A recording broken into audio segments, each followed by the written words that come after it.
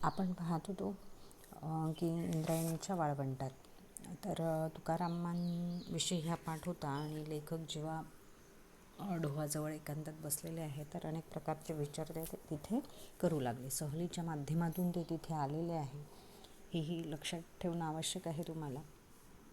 तर आज आपण समोरचा बघू की आज कालच्या याच्यात जे काही बघितलं की सुंदर ते ध्यान असे वेटेवरी, हे त्यांचे जे काही अभंग होते तर कुठेतरी विचार करणाऱ्या लावणारे होतं. नंतर तुझं लागी माझा जीव झाला पिसा, म्हणजे परमेश्वरांचा हा जसा परमेश्वराला मारत आहे तुकाराम, तर कशा प्रकारे तो त्याचा जीव पिसा झाला आहे, म्हणजे वेडा पिसा होऊन तो परमेश्वराची आराधना करू लागला आहे, हे आपल्याला त्यातून समजलं. तर आज पुढे पाहणार आहोत. ते म्हणतात की हे परमेश्वरा, तुझ्या विशाल राज्यातला इंग्लंड नावाच्या एका लहानशा कोपऱ्यात परमार्थाची भूक लागलेला तो कालाईन. इंग्लंडचा जो काही कालाईन होता त्यालाही अशीच तुकारामासारखी परमात्म्याची काय लागली होती, तर ओढ लागली होती, म्हणजेच भूक लागली होती असं म्हटलं आहे. तर तो कसा करायचा, तर आपला आवाज भूतकाळाच्या गुहेकडे तोंड करून कोहो कोहो अशी आरोळी तो ठोकत होता आणि तिकडूनही त्याला प्रत्युत्तर येत होतं, म्हणजे खोल गव्हाऱ्यातून असा प्रतिध्वनी परत येत होता. परंतु प्राचीनांना काही हा प्रश्न सुटला नाही की आरोही ठोकल्यानंतर तिकडून उत्तर येते की आम्हालाही हाच प्रश्न पडलेला आहे, म्हणजे तिकडून उत्तर आलं पाहिजे ही आस. म्हणजे कालाईनला तो प्रश्न कधी सुटलाच नाही आणि तो सोडवण्याचा प्रयत्न अनेक वेळा त्यांनी केला, परंतु तो कधीच त्याला सुटला नाही. आणि अशातच तो काय झाला, तर निराश झाला कालाई. आणि तो निराश झाल्यानंतर त्याचे हे नैराश्याने तो विद्व झाला, म्हणजे वेडापिसा झाला. कारण त्याने हा प्रश्न सोडवण्याचा प्रयत्न केलाही, पण तो कधी त्याला सुटलेला नाही. तर अशी ही परमात्म्याची ओढ, ती भूक त्या कालाईनला जशी लागली तशीच कोणाला होती, तुकारामांनाही होती. परंतु तुकाराम कधीच निराश झाले नाही. ते सतत काय केलं त्यांनी, तर प्रयत्न केले परमेश्वराला आपलं करण्याचे किंवा त्याचं दर्शन घेण्याचे नेहमी त्यांनी प्रयत्न केले. अतोनात प्रयत्न, संघर्ष आपण तुकारामांचा बरेचदा ऐकला आहे, पाहिलेला आहे की त्यांनी कशा प्रकारे केला. त्यांनी कधीच हार मानलेली नाही किंवा अनेक प्रश्न विचारून ते कधी थांबलेले नाही. तर असेही तुकाराम. तर तेच तुकारामांविषयीची जी काही कुतूहलता आहे ती लेखकाला जाणून घ्यायची होती. आणि लेखकसुद्धा तुकारामांविषयी थोडेफार का होईना पण वेडेपिसे झालेले होते असं म्हणायला हरकत नाही. तुकाराम केवळ प्रश्न विचारून थांबला नाही आणि निराश होऊन बसला नाही. असे हे तुकाराम आमच्यासारख्या लोकांना आणि विशेषतः आमच्यात कवी नावाचे जे काही लोक आहे, जे काही कवी लेखक नावाचे जे काही लोक आहे, अशा प्रकारच्या लोकांना पारमार्थिक प्रश्न विचारून निराशा होऊन बसण्यातच मोठी लज्जत वाटते. इतरांच्या पेक्षा आपले दुःख काही थोडे निराळे आहे एवढ्या जाणीवेने सुद्धा ते खूप खुश होत असतात. म्हणजे इतर लोकांपेक्षा आपण काहीतरी वेगळं आहे. कवी कसा आहे, तर थोडासा डोक्यात जो खूळ लागलेला व्यक्ती, त्याला कवी म्हणायला हरकत नाही. कारण त्याच्या कविता तही त्याला त्याच्या दुःखातही त्याला मजा येते आणि आपल्या दुःखावरही तो काय करतो, तर कविता रचत असतो. असा हा कवी. अशा अनेक कवी आपण बघितले, वेगवेगळ्या माध्यमातून लेखन करणारे. कधी कामगार म्हणून नारायण सुर्वेसारखा कवी आपण बघतो आहे. क्रांतिकारक म्हणून आपण शरदचंद्र मुक्तिबोधाला बघतो आहे. मर्ढेकर एक नवकवीची निर्मिती करतो आहे. केशवसूतसारखा आपल्या तुतारीने समाजकार्य करून दाखवत आहे. तर बालकवी या लहानशा मनाने अनेक कविता गाजलेल्या आहे. नैराश्य, कधी दुःख, कधी प्रेम, अशा या केशवकुमारांना कधी आपण जो काही मागच्या सेकंड सेमला आपण बघितलं होतं प्रेमाचा गुलखंद, तर कशा प्रकारे कवी हा वेडा असतो हे आपली प्रचिती आपल्याला कवितातून येतच असते. तर अशा प्रकारच्या कवीला सुद्धा काय होते, तर आपल्या जाणीवीत सुद्धा, दुःखाच्या जाणीवीत सुद्धा ते काय असते, खूप खुश असतात. तशा प्रकारचे तुकाराम. पण तुकारामाने मात्र निराश होण्याचे अगदी टाकून दिले. म्हणजे प्रत्येक वेळेस जर माणसाला काय येत असेल खडतर मार्गच त्याच्यासमोर असेल तर काय होईल, ते ते दुःख नाही वाटत त्याला, तर ते सुखात त्याचं रूपांतर होत असते असं म्हणायला हरकत नाही.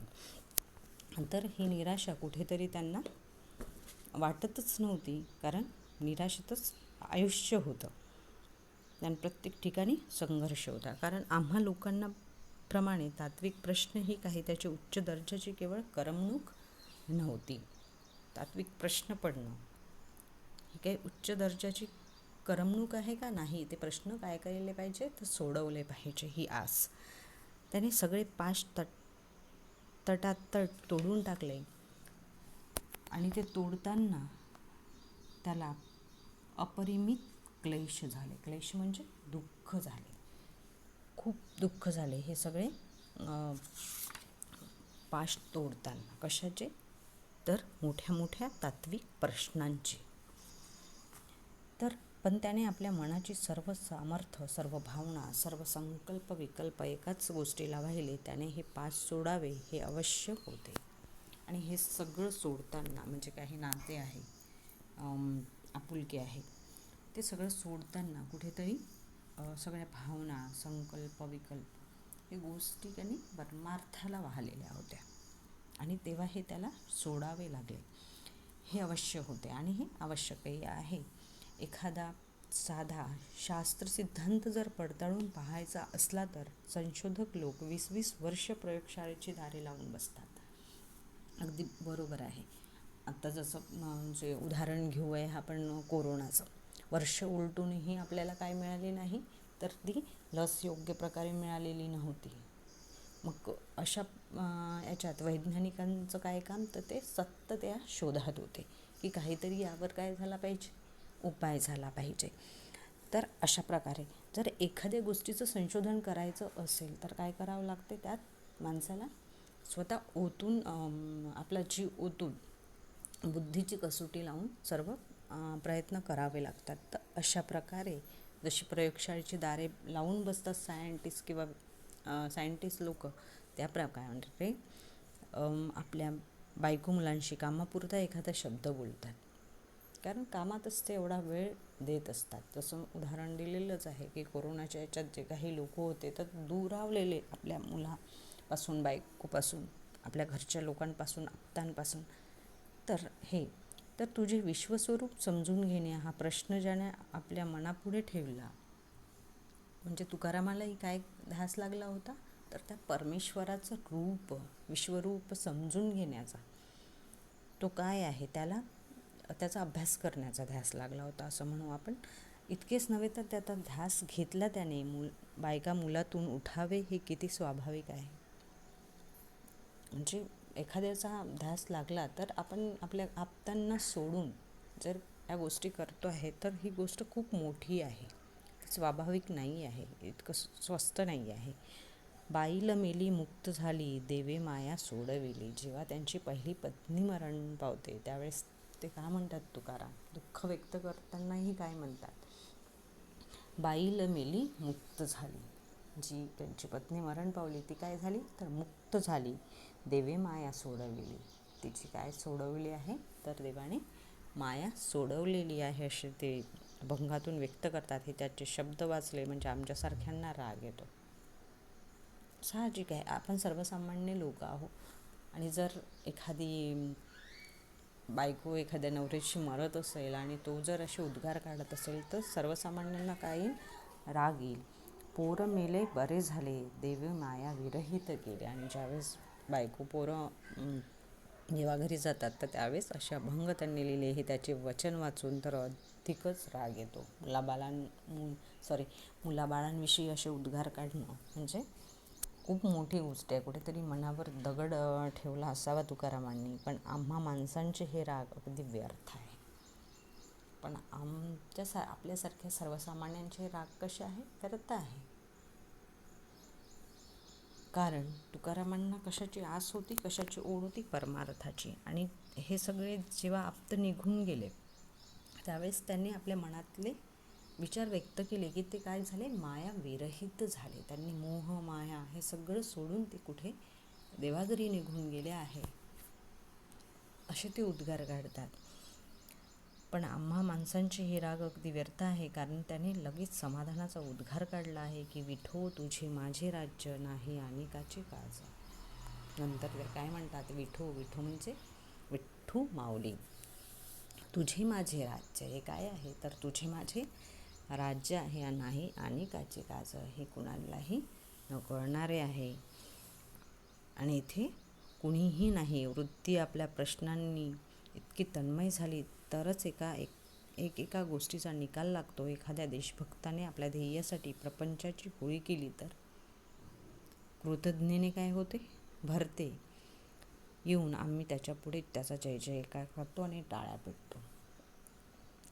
जर एखाद्या काय म्हणतो आहे की देशभक्ताने, आज बरेच लोक शहीद होताना आपल्याला दिसतात ना, अशा प्रकारे त्यांनी आपल्या जर प्रपंचाची होळी केली, प्रपंच सोडून तो देशासाठी गेला, देशभक्त सेवक, तर आपण काय करतो, आपल्या मनात त्याच्याविषयी आदर असते, आदराची भावना येते आणि आपण काय करतो, त्याचा जय जयकार करतो. असे कित्येक देशभक्त देशाचं रक्षण करण्यासाठी आपल्याला शहीद होताना दिसतात. त्यावेळेस आपल्याही मनात कुठेतरी दुःख येते. ते काही आपले नातेवाईक आहे का, नाही, परंतु कुठेतरी एक माणुसकी म्हणा किंवा आपुलकी त्या देशभक्ताची, त्याच्याविषयी आपल्याला कुठेतरी कृतज्ञता म्हणजे वाटत असते.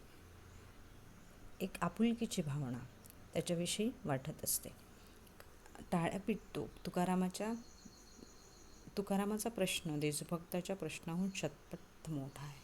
आणि जो काही तुकारामांनी प्रश्न त्या संतांनी उभा केला आहे प्रश्न, तो त्या देशभक्तापेक्षाही कसा आहे, लेखक म्हणतात की मोठा आहे. म्हणून त्याची प्रपंचाची उपेक्षा सूक्ष्मपणानेच लक्षात घ्यावयास हवी. तुकारामांवर अनेकांनी टीका केल्या आहे. का तर ते समाजातील काही गोष्टींना, त्या नियमांना तुडवून समोर निघून गेले. त्यावेळेस अनेक लोकांनी त्यांच्यावर टीका केली, अनेकांनी त्यांच्यावर चिखल उडवलं, परंतु तुकाराम कशालाच मानले नाही.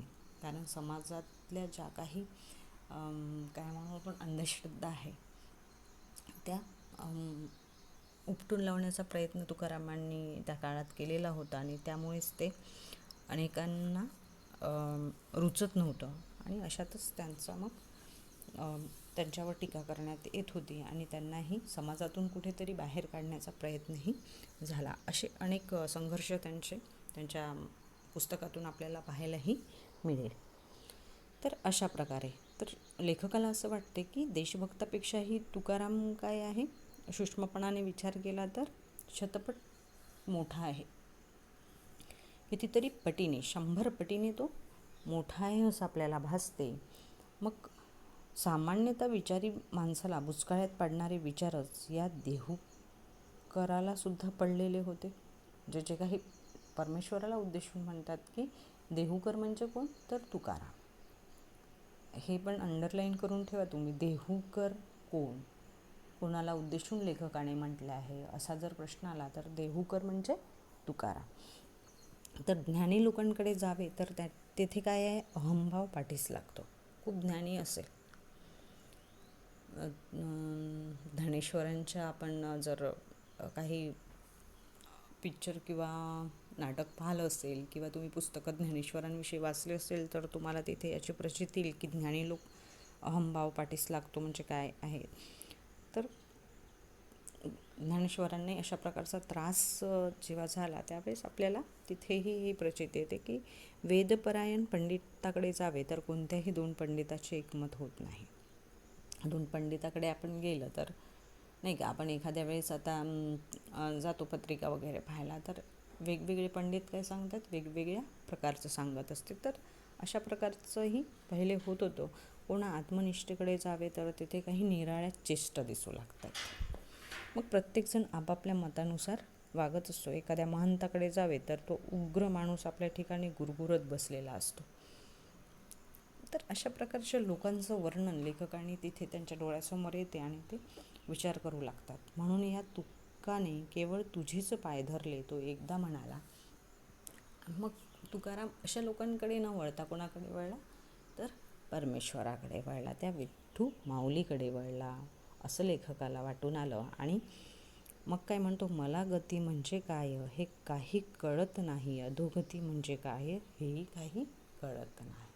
तुकाराम काय म्हणते की मी कोण आहे, मला काहीच कळत नाही, मी झालो आहे वेडापिसा. कोणाच्या नामस्मरणात, तर विठू माऊलीच्या. म्हणजे मला काहीच कळत नाही, गती म्हणजे काय हे कळत नाही, आणि अधोगती म्हणजे काय हेही कळत नाही.